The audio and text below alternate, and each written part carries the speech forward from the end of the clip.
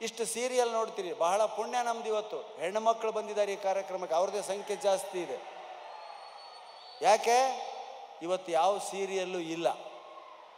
Serial ಇದ್ದಿದ್ರೆ ನಮ್ಮ ಅಪ್ಪನ ಹಣೆ ಯಾರೂ ಬರ್ತಿರ್ಲಿಲ್ಲ. ಸೀರಿಯಲ್ ಬಿಟ್ಟು ಬರೋಕ್ಕೆ ಸಾಧ್ಯನೇ ಇಲ್ಲ. ನೀವು ಗಂಡ ಮಕ್ಕಳನ್ನ ಬಿಡ್ತಾರಾಗಲಿ, ಸೀರಿಯಲ್ ಬಿಡಲ್ಲ. ಆದರೆ ನಾವು ಗಂಡಸರಲ್ಲ, ಹೊರಗಡೆ ಗೆಳೆಯ ವಿಸಿಲ್ ಹಾಕಿ ಬರ ತೀರ್ಥಕ್ಕೆ ಹೋಗೋಣ ಅಂದರೆ ಮನೆ ಮಠ ಹೆಂಡತಿ ಮಕ್ಕಳು ಎಲ್ಲರನ್ನೂ ಬಿಟ್ಟು ಹೊರಗಡೆ ಬರ್ತೀವಿ. ಹೌದಾ? ಇಷ್ಟು ಸೀರಿಯಲ್ಲು ನೋಡ್ತೀರಮ್ಮ ನೀವು. ಮಧ್ಯಾಹ್ನ ಹೊಸ ರುಚಿ ಅಂತ ಒಂದು ಸೀರಿಯಲ್ ಬರುತ್ತೆ, ಹೊಸ ರುಚಿ. ಅದನ್ನು ನೋಡಿ ನಿಮ್ಮ ಗಂಡ ಮಕ್ಕಳಿಗೆ ಅಡುಗೆ ಮಾಡಿ ಬಡಿಸಿದವ್ರು ಇದ್ದೀರಾ ಯಾರಾದರೂ? ಸ್ವಲ್ಪ ಕೈ ಮೇಲೆ. ಎಲ್ಲ ಚಾನಲ್ಗಳಲ್ಲಿ ಬರ್ತದೆ ಹೊಸ ರುಚಿ.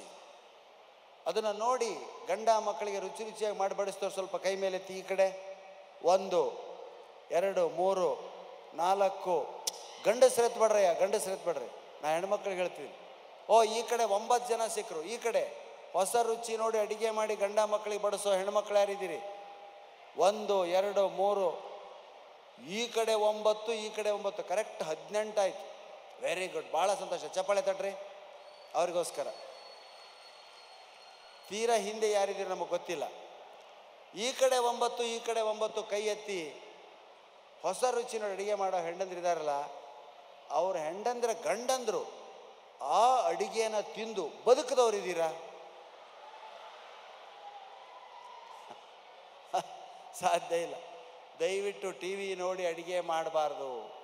ಮನೆಯಲ್ಲಿ ಹಿರಿಯರಾಗಿರ್ತಕ್ಕಂಥ ಅತ್ತೆ ತಾಯಿನ ನೋಡಿ ಅಡುಗೆ ಮಾಡಬೇಕು. ಅವರು ಕಲಿಸ್ತಾರೆ ಅಡುಗೆನ, ಪುಸ್ತಕಗಳು ಕೂಡ ಕಲಿಸೋಲ್ಲ. ನಾನು ಏನು ನೋಡೋಣ ಇದಿಷ್ಟು ಜನ ನೋಡ್ತಾರೆ ಅಂತ ಒಂದು ದಿವಸ ನೋಡಿದೆ.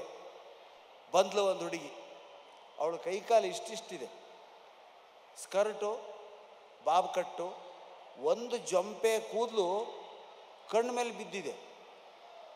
ಅದನ್ನು ಹಿಂಗೆ ಅನ್ಕೋತಾಳೆ, ಮತ್ತೆ ಅದು ಬೀಳುತ್ತೆ, ಹಿಂಗೆ ಅನ್ಕೋತಾಳೆ, ಬೀಳುತ್ತೆ, ಇಷ್ಟೇ. ಬನ್ನಿ ಮೇಡಮ್, ಇವತ್ತು ಮಳವಳ್ಳಿಯ ಜನರು ತುಂಬ ಜನ ಸೇರಿದ್ದಾರೆ. ಈ ಕಾರ್ಯಕ್ರಮದಲ್ಲಿ ನೀವು ಇವರಿಗೆ ಯಾವ ಅಡುಗೆ ಮಾಡೋದಕ್ಕೆ ಹೇಳ್ಕೊಡ್ತೀರ? ಅವಳಿಗೆ 17-18 ವರ್ಷ. ಮಾಡಿದ್ದು ತಿಂದರೆ ಸಾಕಾಗಿದೆ ಅವಳು. ಅಂಥವಳು ಅಡುಗೆ ಹೇಳ್ಕೊಡ್ತಾಳೆ. ಹೇಳಿ ಮೇಡಮ್, ಯಾವ ಅಡುಗೆ ಹೇಳ್ಕೊಡ್ಬೇಕು? ನಾನು ಇವತ್ತು ಮಳವಳ್ಳಿ ಎಲ್ಲ ಜನರಿಗೂ ಹೀಗೆ ಮಾಡ್ಕೊಂಡು ವೈಟ್ ರೈಸ್ ಮಾಡೋದು ಹೇಳ್ಕೊಡ್ತೀನಿ. ಎಂಥ ಅಡುಗೆ ರೀ! ಕಜ್ಜಾಯ ಅಲ್ಲ, ಹೋಳಿಗೆ ಅಲ್ಲ, ಬೋಂಡ ಅಲ್ಲ, ಮೈಸೂರು ಪಾಕ್ ಅಲ್ಲ, ವೈಟ್ ರೈಸ್ ಮಾಡೋದು. ಹೇಳಿ ಮೇಡಮ್, ಜನ ಎಲ್ಲ ಕಾಯ್ತಿದ್ದಾರೆ, ವೈಟ್ ರೈಸ್ ಹೇಗೆ ಮಾಡಬೇಕು? ವೈಟ್ ರೈಸ್ ಮಾಡಬೇಕಾದ್ರೆ ಫಸ್ಟ್ ಸ್ಟೆಪ್ ಬಂದುಬಿಟ್ಟು ಕಿಚನಿಗೆ ಹೋಗಬೇಕು. ಏನು ನಮ್ಮವರೆಲ್ಲ ಟೈಲೆಟ್ಗೆ ಹೋಗ್ತಾರೆ? ಪಕ್ಕದಲ್ಲಿರೋಳು ಕಿಚನಿಗೆ ಹೋಗ್ಬೇಕಾ? Very good madam, first step ಚೆನ್ನಾಗಿದೆ. ಸೆಕೆಂಡ್ ಸ್ಟೆಪ್ ಮೇಡಮ್, ಸ್ಟವ್ ಹಚ್ಚಬೇಕು, ಗ್ಯಾಸ್ ಹಚ್ಚಬೇಕು. ನಾವು ಮನೆಗೆ ಬೆಂಕಿ ಹಚ್ತಾ ಇದ್ವಿ. ಆಮೇಲೆ ಆ ಸ್ಟವ್ ಮೇಲೆ ಪಾತ್ರೆ ಇಡಬೇಕು. ಪಾತ್ರೆ ಇಡಬೇಕಾ? ನಾವು ನಮ್ಮ ಗಂಡನ್ನೇ ಕೂರಿಸ್ತಾ ಇದ್ವಿ. ಆಮೇಲೆ ಅದರಲ್ಲಿ ವಾಟರ್ ಹಾಕಬೇಕು, ಬಿಸ್ಲರಿ ವಾಟರ್ ಹಾಕ್ಬೇಕು. ವಾಟರ್ ಹಾಕಬೇಕಾ? ಎಷ್ಟು ಹಾಕಬೇಕು? ನೀವು ಮನೇಲಿ ಎಷ್ಟು ಜನ ಇದ್ದೀರಿ ಅದ್ರ ಮೇಲೆ ಕ್ವಾಂಟಿಟಿ ಮೇಲೆ ವಾಟರ್ ಪರ್ಸೆಂಟೇಜ್ ಇರುತ್ತೆ. 5-6 ಜನ ಇದ್ದರೆ ದೊಡ್ಡ ಡಬರಿಲಿ ಇಡಬೇಕು.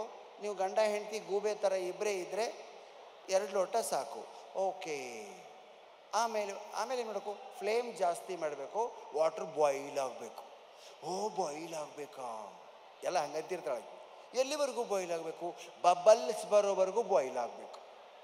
ಈ ಬಬಲ್ಸ್ ಬರೋವರೆಗೂ ಬಾಯ್ಲ್ ಆಗಬೇಕು ಅನ್ನೋದಕ್ಕೆ ಕನ್ನಡದಲ್ಲಿ ಏನಂತಾರೆ? ಯಾರು ಹೇಳ್ತೀರಿ? ಹೇಳಿ ನೋಡೋಣ. ಗುಳ್ಳೆ ಬರಬೇಕು. Very good.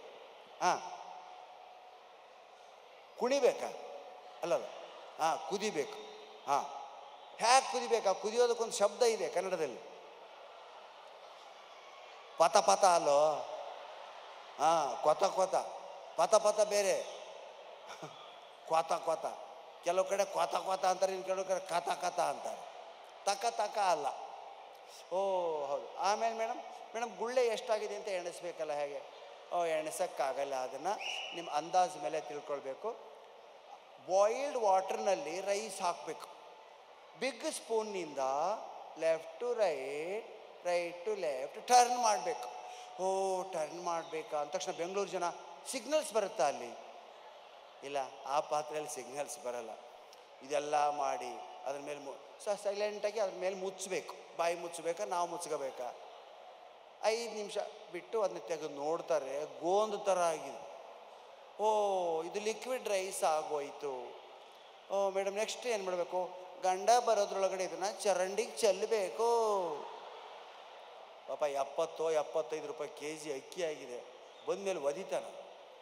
ಅದಕ್ಕೆ ಅಡಿಗೆಯನ್ನು ನೀವು ಕಲಿಬೇಕಾದ್ರೆ ದಯವಿಟ್ಟು ನಿಮ್ಮ ಅತ್ತೆ ತಾಯಿಯನ್ನು ಸಂಪರ್ಕಿಸಿ, ಅಥವಾ ಪುಸ್ತಕ ಓದಾದರೂ ಮಾಡಿರಿ, TV ನೋಡಿ, ಅಥವಾ ಯಾರೋ ಬಂದು ಮಾಡ್ತಾರೆ ಮಾಡೋಗ್ತಾರೆ. ನೀವು ಕೂಡ ಅಡಿಗೆಯನ್ನು ಕಲಿಬೇಕು. ಅಡಿಗೆ ಮಾಡೋದ್ರಲ್ಲಿ ಗಂಡಸರೇ ಹೆಚ್ಚು. ನಳಪಾಕ ಅಂತಾರೆ, ಮಹಿಳಾ ಪಾಕ ಅಂತ ಏನೋ ಅನ್ನಲ್ಲ. ನಳಪಾಕ ಅಂದರೆ ಯಾರು ಮಾಡಿದರು, ಅಡಿಗೆ ಮಾಡಿದರು, ಅಡಿಗೆ ಭಟ್ಟನಾಗಿದ್ದಂಥವ್ರು ಯಾರು ಮಹಾಭಾರತದಲ್ಲಿ? ಹನುಮಂತ, ಕರೆಕ್ಟ್. ಭೀಮಸೇನ. ನಮಗೆ ಭೀಮಸೇನ ಯಾರು ಹನುಮಂತ ಯಾರು ಡಿಫ್ರೆನ್ಸ್ ಗೊತ್ತಿಲ್ಲ. ಈ ಮಕ್ಕಳು ಮಹಾಭಾರತ ರಾಮಾಯಣ ಓದಲ್ಲ, ಬರೀ ತಿಕ್ಕದೆ. ಹೌದಾ? ದಯವಿಟ್ಟು ಮಕ್ಕಳ ಕೈಯಲ್ಲಾಗಲಿ ನಿಮ್ಮ ಕೈಯಲ್ಲಾಗಲಿ ಮೊಬೈಲ್ ಬಿಡಿ, ಪುಸ್ತಕ ಹಿಡಿ. ನಾವಿವತ್ತು 3 ಜನ ಮುಂದೆ ನಿಂತು, ಅನೇಕ ಜನ ಹಿರಿಯರಿದ್ದೀರಿ, ಪ್ರೊಫೆಸರ್ ಇದ್ದೀರಿ, ಲೆಕ್ಚರ್ ಇದ್ದೀರಿ, ಪ್ರಿನ್ಸಿಪಾಲ್ರು ಇದ್ದೀರಿ, ಒಂದೊಂದು ಸಬ್ಜೆಕ್ಟ್ನಲ್ಲಿ ಅಥಾರಿಟಿ ಸಾಧಿಸಿದಂಥವ್ರು ಇದ್ದೀರಿ. ನಿಮ್ಮಂಥವ್ರನ್ನ ಅಲ್ಲಿ ಕೆಳಗಡೆ ಕೂರಿಸಿ ನಾವು ಮೇಲೆ ನಿಂತು ಮಾತಾಡ್ತಿದ್ದೀವಲ್ಲ, ಇದೆಲ್ಲ ಶಕ್ತಿ ನಮ್ಮದಲ್ಲ, ಕನ್ನಡ ಸಾಹಿತ್ಯಕ್ಕೆ ಸಲ್ಲಬೇಕಾಗಿರ್ತಕ್ಕಂಥ ಗೌರವ ಇದು. ತಲೆಯಲ್ಲಿ ವಿಷಯ ತುಂಬಿಕೊಂಡ್ರೆ ನೀವು ಹೀಗೆ ಮಾತಾಡ್ತೀರ. ಬರೀ ಜಾಬ್ ಹಿಡಿಯೋದಲ್ಲ. ಇವತ್ತು ಇಡೀ ಕರ್ನಾಟಕದಲ್ಲಿ ನಾವು ಅಡ್ಡಾಡ್ತಾ 4,000 ಕಾರ್ಯಕ್ರಮ ಕೊಟ್ಟಿದ್ದೀವಿ, 432 ಊರು ಅಡ್ಡಾಡಿದ್ದೀವಿ. ಅಮೇರಿಕಾ ಇಂಗ್ಲೆಂಡ್ಗೆ ನಾವು ಡಾಕ್ಟ್ರ್ ಹತ್ರ ತೋರ್ಸೋಕ್ಕೆ ಹೋಗಿಲ್ಲ, ಆಪ್ರೇಷನ್ ಮಾಡಿಸ್ಕೊಳ್ಳೋಕೆ ಹೋಗಿಲ್ಲ. ಅಲ್ಲಿರೋ ಜನರನ್ನ ನಗಿಸಿ ಅವ್ರ ಹೊಟ್ಟೆಯಲ್ಲಿ ಅಲ್ಸರ್ ಆಗದಾಗ ನೋಡ್ಕೊಂಡಿದ್ದೀವಿ. ನಗಬೇಕು.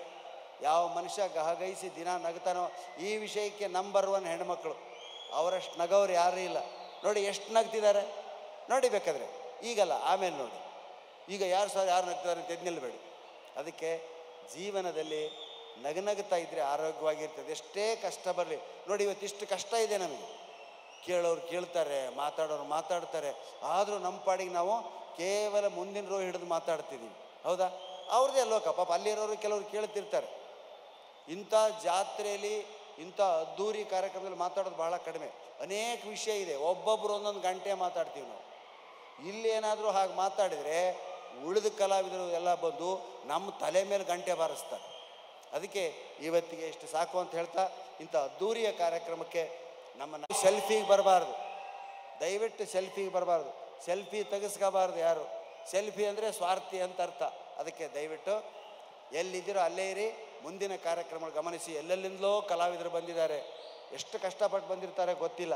ಅವರ ಕಷ್ಟಕ್ಕೆ ನೀವು ಕೂತು ನೋಡೋದೇ ಒಂದು ದೊಡ್ಡ ಬೆಲೆ ಹೊರತು ಕೊಡುವ. ಕನ್ನಡಂ ಬೋಲೋ ಭಾರತ್ ಮಾತಾ ಕಿ. ಒಂದೇ ಎರಡೇ